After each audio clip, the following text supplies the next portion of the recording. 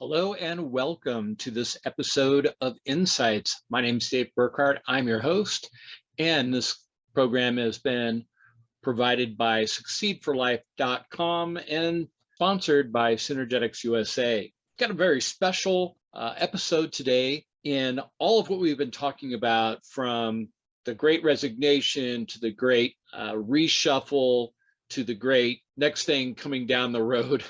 So much going on in business today. And I always want to make sure that we offer you some ideas to think about and some resources that you can utilize for the improvement of yourself or your business. I want to introduce my special guest star this week, Brent Peterson. He is an author of 2 books and the founder of Career Authority. Brent, let me ask you a first question coming out of the gate.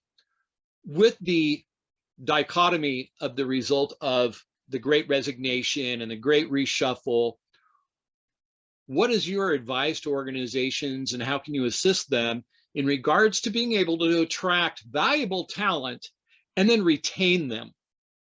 Yeah. No, so it's great to be here. Thanks a lot, David, for the opportunity. So as you know, I practice human resources work, which I was fortunate because it taught me a lot about organizations. And then I decided to become an entrepreneur when I stopped being an employee. So I've been very busy the last 3 years, and I had a gnawing need to do this that probably was my last decade of working inside large corporations. So I see the world as 40% of us are deciding to head out and leave and start a different career. And you can call it the great reshuffle, the great resignation. I mean, it's occurring, and I think in a way it's one of those rare times that employees are empowered or are empowering themselves to do this. And so what I've built, and I have 2 business partners. I have a really smart financial programming person, and then I have a millennial engineer that is the team that rounds the team out. But we have 40% of the folks are leaving, and why not make it measure twice, cut once, have a really good way to tell if it's going to work, because our Flight Path Pro tool gets into important things like, will your values fit in the culture that you're going to? And sometimes we don't know that. It's kind of like a gut feel, but boy, when it's not a good fit, we burn out, we get frustrated, we just don't, this doesn't feel right. It's not authentic. And so we're all over that subject for the leavers. Now, there's 60% that are staying. They should see some rewards. They should see some additional investment on behalf of the companies, right? In terms of keeping them and sort of paying them back. And it could be as simple as just really understanding their career path through tools like we offer, and then maybe sculpting their job a bit, adding a responsibility here and there, or providing some tweak to the culture so that it fits the values of those that are deciding to stay, and earning that again as a company. And so our Flight Path Pro, which we spent a number of months building it, and now been running it. It takes 5 factors into consideration. So you get to pick your destination. We don't pigeonhole you. Now, there may be some destinations that are easier for you to pursue, but you can pick as hard as one as you want, and our model flexes to reflect that. We look at your experience, your skills, or your competencies, your values, and then your network health.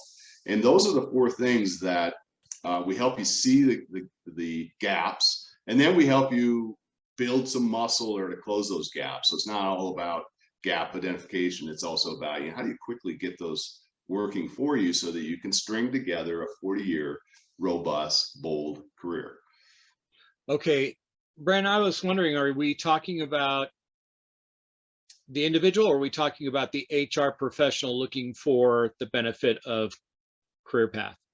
Yeah, it's both. We built the tool so that it would be accessible to the individuals, and that was the heart of our design. Was we've got to get to the individual, the transitioning military member that doesn't even know the language of industry, right? And how can they use a tool that helps organize their thoughts and their needs so that they can get into the career path that may be a better fit for them.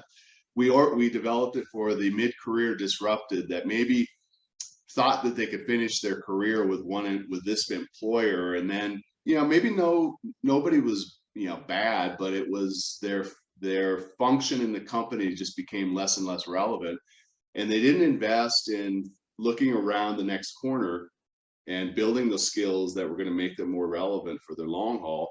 And now they're laid off, right? And how do we help prevent that? Would be great. And then if we haven't prevented it, how can we help them from that point maximize the rest of their career? So that's the individual. For the HR person, if I've worked in large companies, but I've consulted with small companies, and where I see the beauty of FlightPath Pro is in the small company that doesn't have a really well-stacked talent management group. They could take FlightPath Pro. In fact, I'm working on a case right now where we're doing just this. We're running FlightPath Pro. We're actually focused on a whole tier of the organization. And then that will create development plans, and the HR can then use that both for helping to sculpt roles and to work on succession plans and make their organization stronger by implementing those plans. And they also, we're going to give them a little insight on how do their values of this tier in the organization, how does it square or line up with the envisioned culture of the company?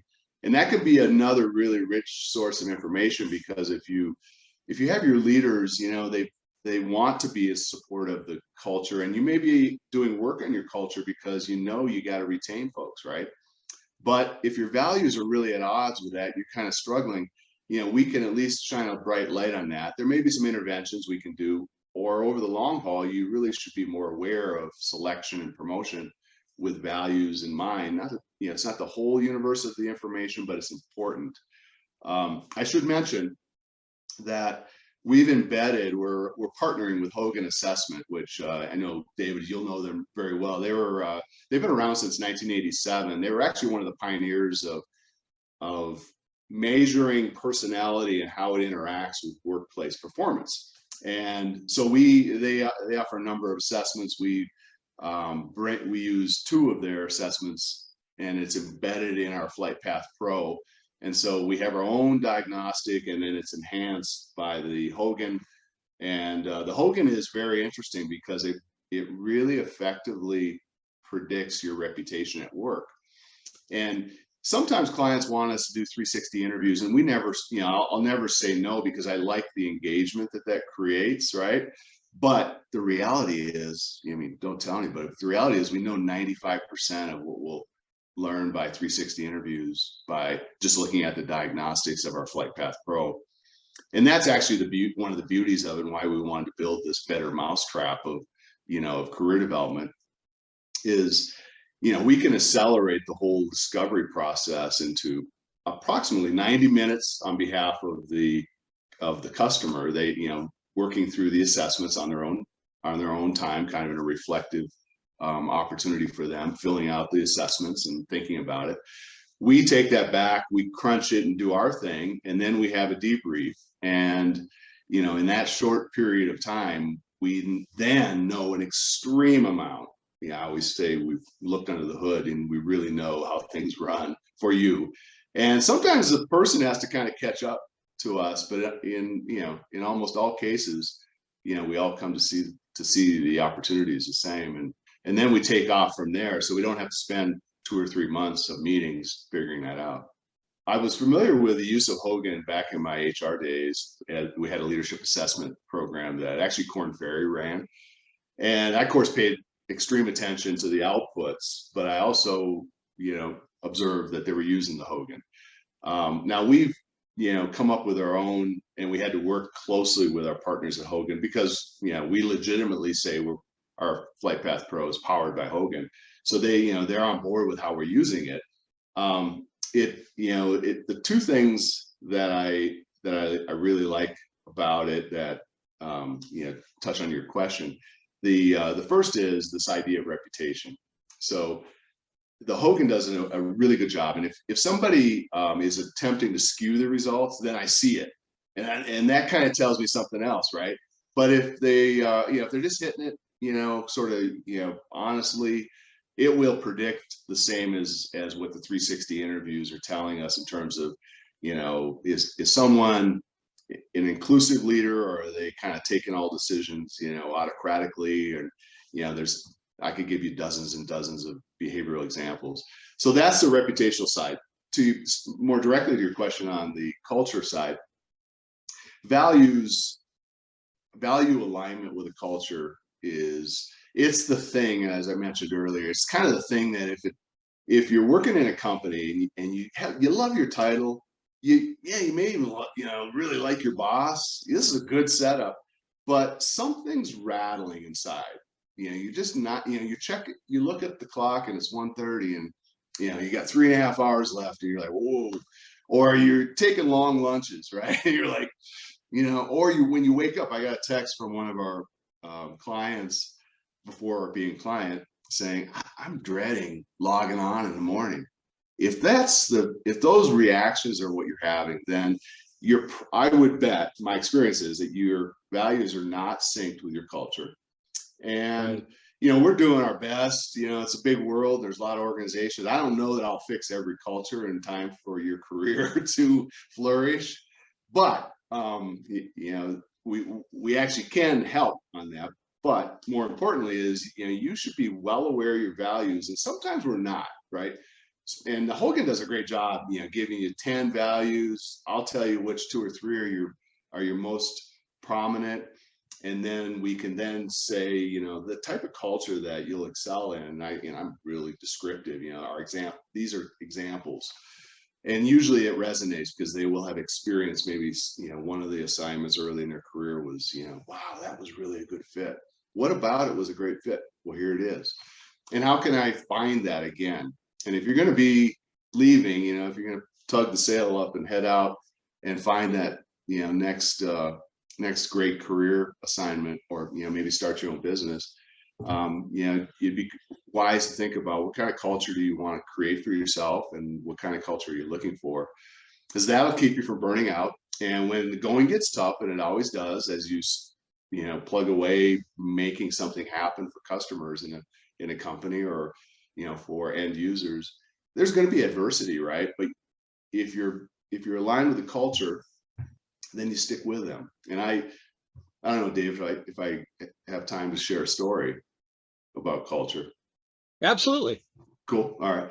One of the companies I worked with generated a lot of loyalty because because of this short story. So this was back in the early 2000s, and we had an employee who was facing a bad disease. At the time, the treatment was actually experimental, and today it's not, but it was then. So it wasn't covered by insurance. And I can still remember this meeting. We had a nurse and myself, and we had the benefits leader on the phone back at headquarters, and we were out in the field. And we said, here's the deal. It's going to cost $250,000. And this is back in early 2000. So it's a lot of money today. It was a lot of money then. And but here's what the doctors are saying, and what do you think? And and we were, of course, in favor of supporting this. So the benefits leader agreed, took it away. The next day, had a conversation with the CEO. Then we get a call back later that afternoon saying we're approving it and we're letting the employee know. And so that was a reflection of a culture that believed that health mattered in the world, and was trying to build a business around that. And of course, here was one of our employees. And that that simple example. So that's an example of a culture in action. Now, some cultures are not that nice, right? But that endeared a lot of us to that organization. And so when hard times came, we stuck with it. And so that's the other part of culture, is sort of earning that, the staying part of the equation. Right. I mean, I can remember back when layoffs were rampant in corporate America. It was a way of being able to straighten out the books for stockholders mostly, but I can remember there was a huge threat with the organization that I was with, and I was really impressed by the CEO stating, look, we're not going to lay off. We're going to shorten everyone's work week. Better we all suffer a little than some of us suffering a lot. Right. And that created so much loyalty within the employees, because it was a practice at the time that was just unthinkable. It's for here these guys at the top saying, look, no, we're family and we're not going to lay people off. We're going to have work furloughs. Everybody's going to give up a little bit so that we can keep, our family together. And I think people, as a result, were more loyal to the company. They worked harder. And outside the company, when they had conversations, they couldn't say enough about how wonderful the company they worked for was. And I can't help but think that made a big difference in the company's ability to thrive in a time where other companies were laying off. I mean, I'll just ping off of that a little bit. I think so much has changed in the last, we could say last 3 years, but let's stretch it out, last decade, or last 6 months, whatever. But so companies, I think a lot of them are rethinking their envisioned culture. Like, who do they want to be?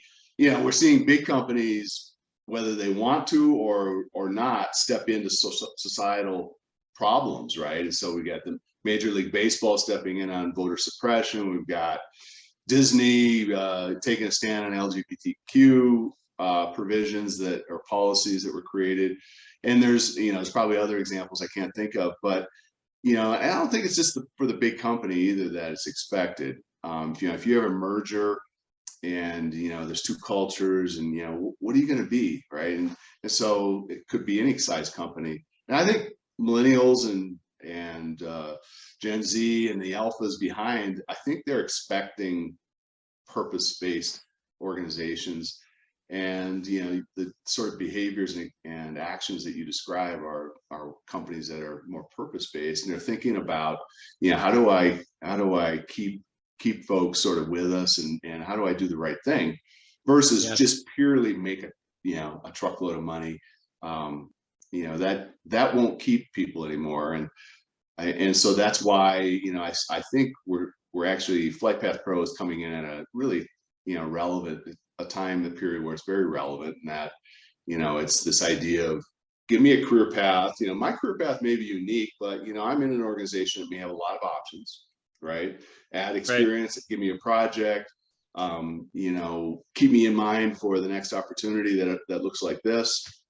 And if a company is interested in that, and maybe it's a tad flexible in terms of how it defines positions, that's all you need to do, right? And then you just need to let the tool work, and the manager and the employee have this really robust discussion. There's alignment on where the gaps are and what we got to do to close them. And you don't really need me. I'll stick around as long as you need, but you don't need that. You just need a good vision, right? And then you need, with the diagnostics, it's an analytical approach to the vision. So there's meat there. The numbers are there. Yeah. And you brought up purpose-based organizations, and purpose has been a large part of our research in organizational development and neuroscience, kind of tied together. And with the work that we've been doing, we find that not only is purpose important, but principles that support that purpose need to be very visible to the employees, and not just in word or poster, but in actions. And that seems to be a big deal, is don't tell me, show me. Yeah. Kind of a dynamic. Now, you have a book called Creating a Bold Career, right? Yep. How do people get a hold of that book? Yeah. Thanks for the question. So it's it's on our website, which we're going to be putting that down below. Yeah. So if you hit the website, it'll be very obvious. And it's a 25, maybe it's a pamphlet. It's 25, 30 pages.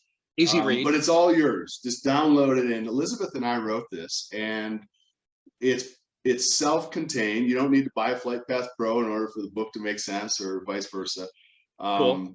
But it describes sort of our thinking and stem to stern, and a really clever manager or HR leader probably could take that and set up their own practice, and I'd be cheering you on.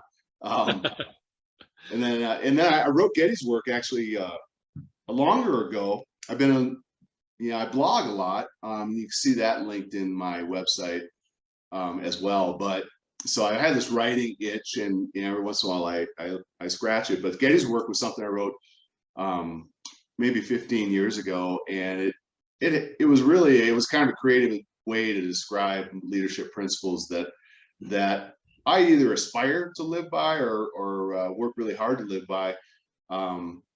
It was kind of an inspired piece of writing because I was working with a golden retriever at the time.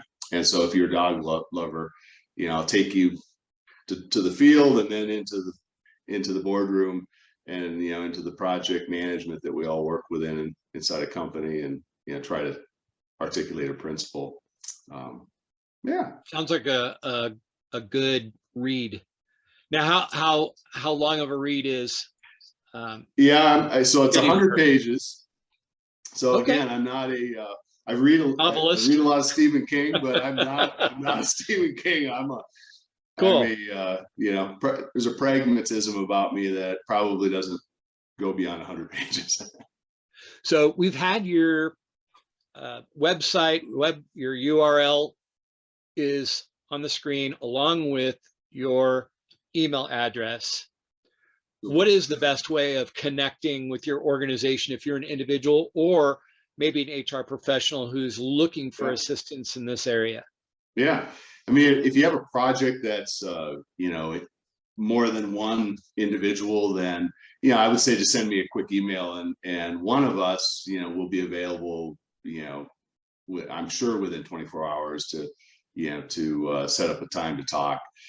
For the individual, we really tried to set up Career Authority Pro, our website, so that you could actually just go in and through e-commerce, and we make our product very accessible from a price, and then you can download and get started with a whole assessment process.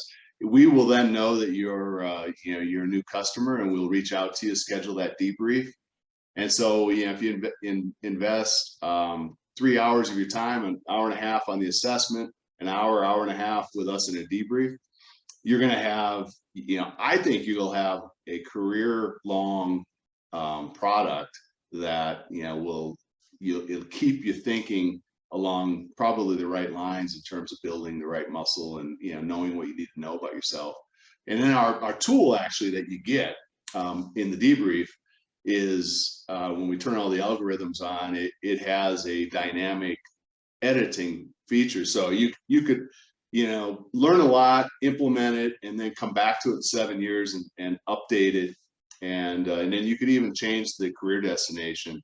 Say, you know what, I'm going to be I was a general manager, now I'm going to teach.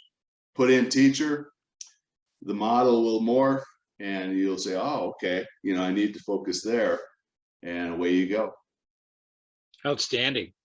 So we've been able to offer our followers with a very reasonable, inexpensive solution to both the individual in terms of being able to identify a career trajectory, if you call it, and the human resource professional with how to be able to use this tool internally. Brent, I want to thank you for your time in sharing this, and I hope that people will take advantage of the opportunity to explore the website, download that free ebook and learn more about it, and then get engaged with your organization to be able to provide their organization with tremendous amount of value. So I look forward to seeing everybody on the next episode of Insights. Please look forward to the next show and take a look at the Career Authority product. I highly recommend it. I've looked at it. It's solid, and it will offer even the individual or the organization great value. So we'll see you next time. Thanks a lot.